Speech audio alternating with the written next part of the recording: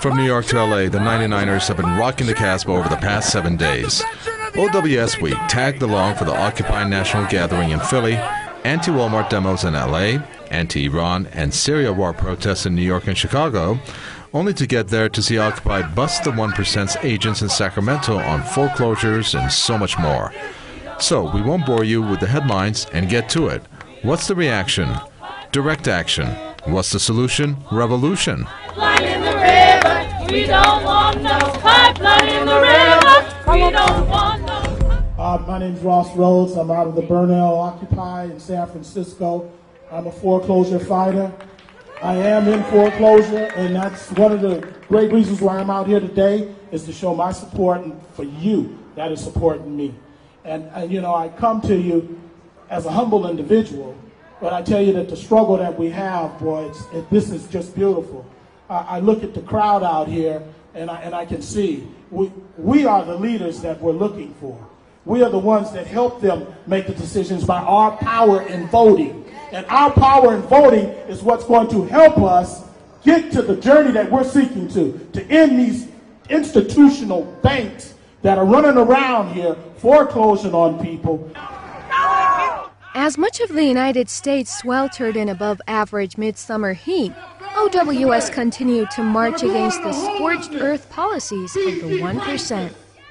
This week's action began on June 25th in Sacramento, California, where protesters representing several Occupy locations joined community organizers for a rally and march in the state's capital city, calling for a 3-year foreclosure moratorium. We're bringing all the relevant paperwork. CJ outlined everything. We bring it there before the courts and we get no justice. And we will get no justice until we actually get the legislature to change these things.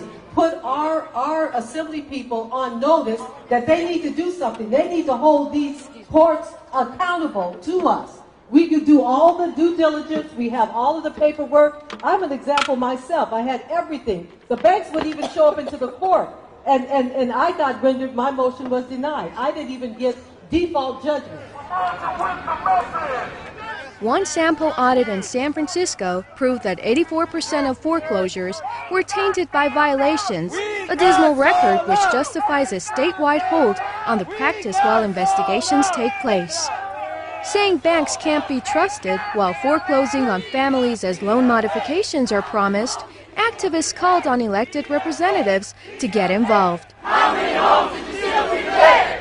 Over 70,000 homeowners are facing foreclosure auction in July in California.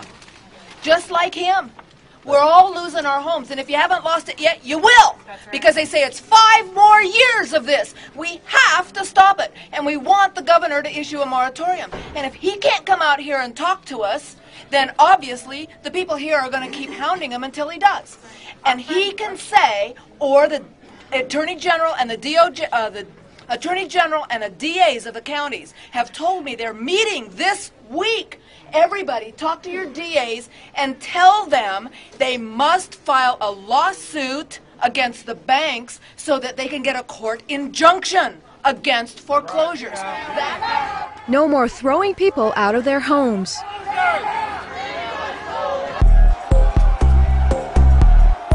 What are you doing here today?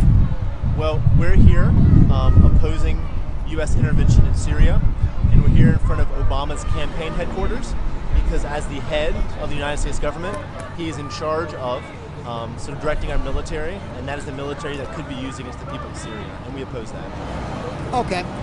When you're opposing war in Syria, are you opposing all American and NATO intervention in Syria or just parts of it? We're opposing all foreign intervention in Syria.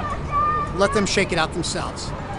Though it's important for us to show solidarity, and I think that it would also be remiss of us to not say that we are also sort of on the side of the Arab Spring. And so I think that what we should do is have the principled stand to be against foreign intervention. To send a message. Halfway across the country, Occupy Rogers Park joined peace organizers in Chicago on Tuesday for Picket against threats of war. Calling for hands-off Syria and Iran and an end to drone attacks, protesters pointed out the need for jobs, education, and health care, not endless war. I'd like you to welcome Hatem Aboudeya from the United States Palestinian Community Network. Give it up. Hands off Syria! Hands off Syria! Hands off Iran! Hands off Iran! We in the United States Palestinian Community Network say clearly and unequivocally, there is no such thing as U.S. humanitarian intervention. There is no time in history in which the United States has gone into another country with their fighter jets and their bombs and their tanks because they care about the people in those countries. Corporate media beat the drums of aggression daily, fabricating excuses for more humanitarian interventions. Yet these 99ers called for the alternative, loud and clear: peace. Hands off Iran! Hands off Iran! Hands off Iran! Hands off Iran! Hands off Iran! Hands off Iran!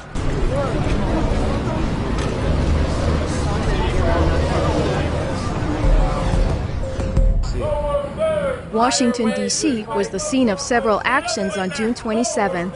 Occupy Metro was a protest against transit authority rate hikes, which will hurt people who can afford it least as the company cuts employees' pay and pensions. The same day saw hunger strike back, with occupiers joining communities and postal workers united to save the Postal Service to demand that Congress stop starving it.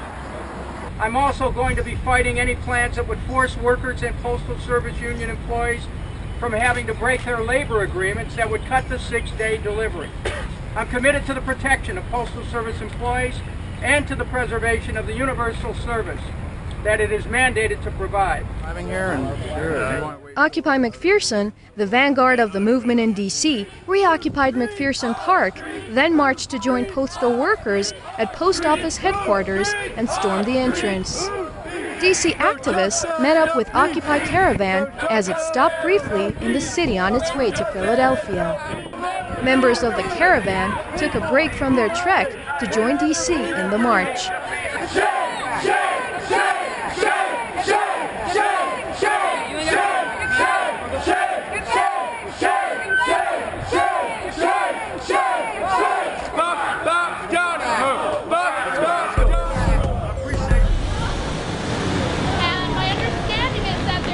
Same day, zoom in on Long Island City, New York, where Occupy Astoria shamed Citigroup for its role in crashing the world economy. We're here with Citibank because this is in our backyard. We're Occupy Astoria, Long Island City. We're a group that wants to have a neighborhood focus, but simultaneously attack the systemic problems that are creating this very corrupt and sick socioeconomic structure that we live in. One of the notorious organizations dubbed too big to fail and bailed out with other Wall Street banks to the tune of several trillions, protesters pointed out the lack of criminal investigations as Citigroup and its cronies continue to buy politicians, pay huge bonuses to executives, and commit foreclosure fraud. I'm a former British diplomat. I resigned after giving secret evidence into the use of intelligence on weapons of mass destruction during the Iraq War, before the Iraq War. I was Britain's Iraq expert at the UN Security Council.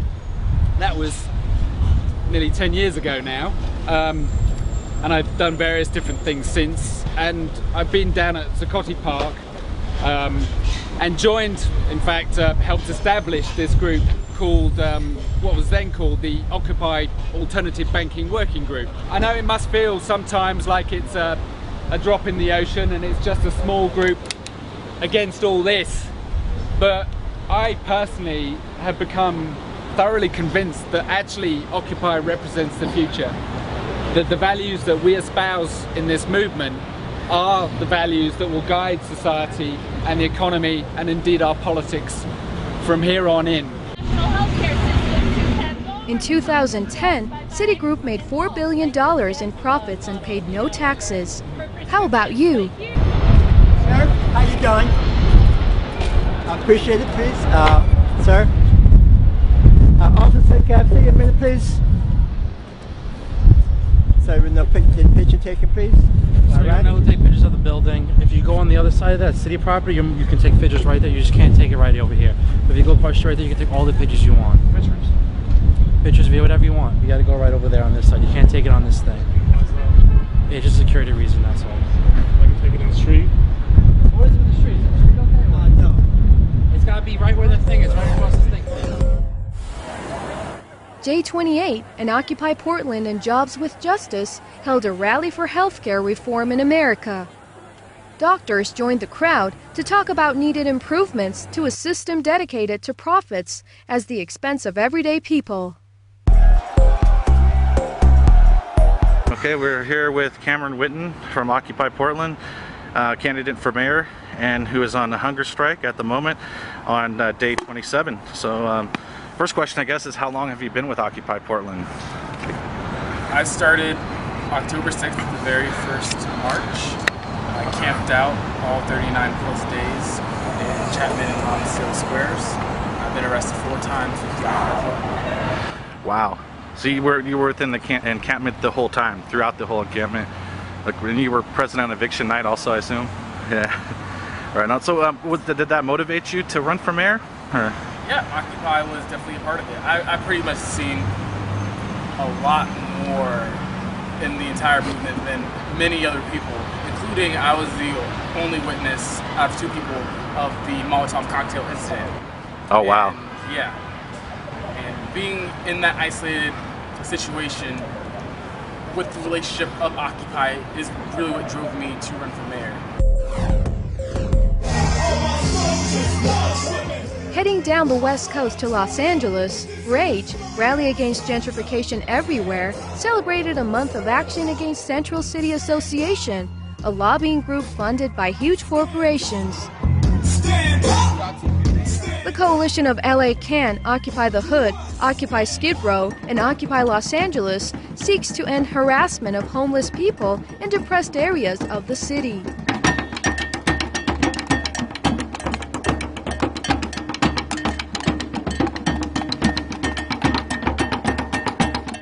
CCA employs private security dressed in different colors for patrol area. The purple shirts are notorious on Skid Row for lording it over the homeless, as CCA seeks to clean up the town, not by helping the poor, but by trotting them down. Are brown shirts next?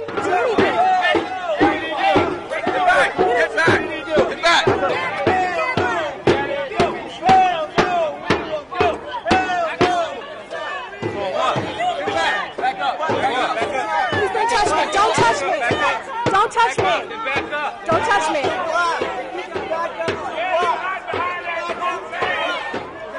That's 4 of us. That's 4 of us. Use the bag. I'm getting real quick. Yo, you have privacy. This is an elderly gentleman. He's a very peaceful man. I can't imagine him committing a crime.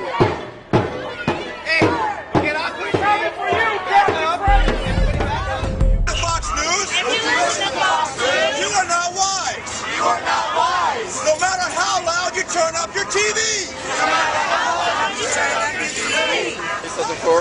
The weekend got off to a good start as OWS held their 6th Summer Disobedience School action to expose media lies and confront Fox News. Mic check! Fox News! Fox News! Support the Bush administration! Support the Bush administration! Who are now on trial! For war crimes! Including genocide! And forging documents! To go to war with Iraq! Fox News! My friends! Are not war criminals! Why are yours? Students publicly taunted Fox and New York Post as slanderous hacks.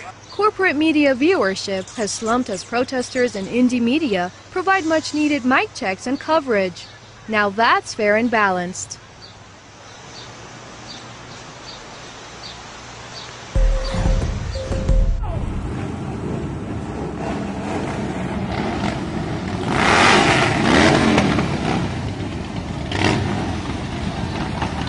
Los Angeles was hopping mad on Saturday as thousands united against Walmart's planned expansions in the county.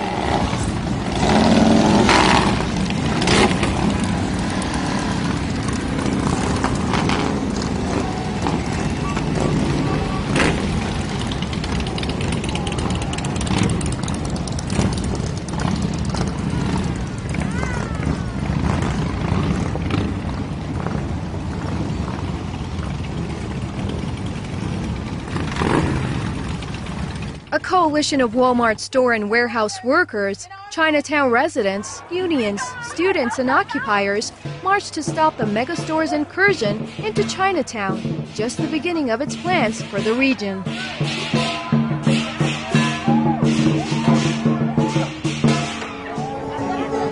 Saying LA will not be bought off by the company, activists rallied against its low-wage jobs and the cycle of poverty it creates, feeds, and profits from.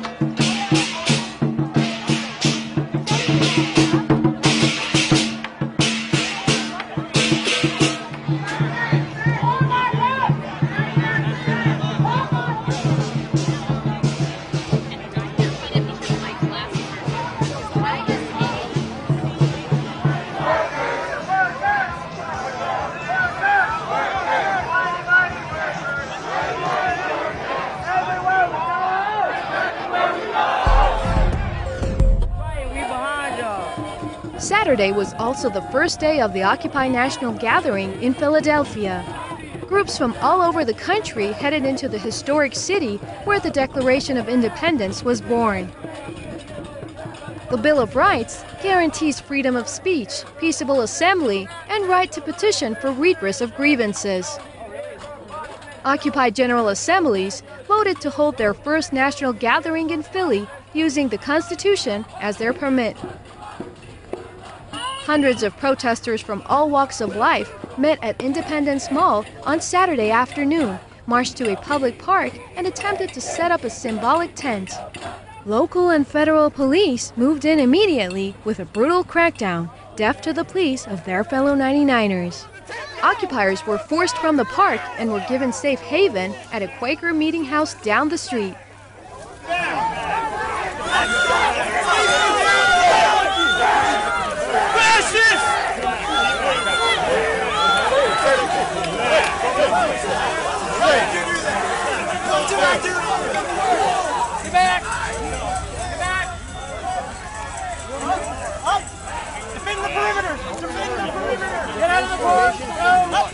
Hey, chase them out! Chase them! Take these guys out of the car! They keep walking back and they're gonna leave you. Get out of here! Hey, we're let him go! Get out of the port! Get out of the port! Get out of the port! Out of the port!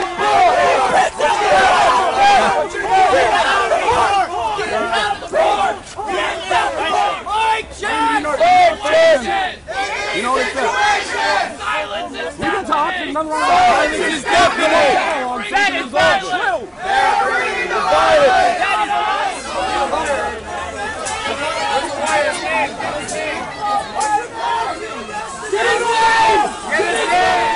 Nathan, we need your last name.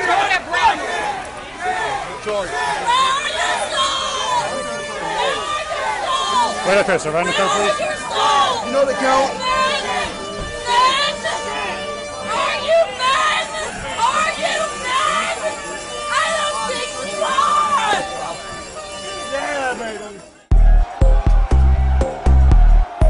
Hi, my name is Ray Lewis. I am a retired Philadelphia police captain.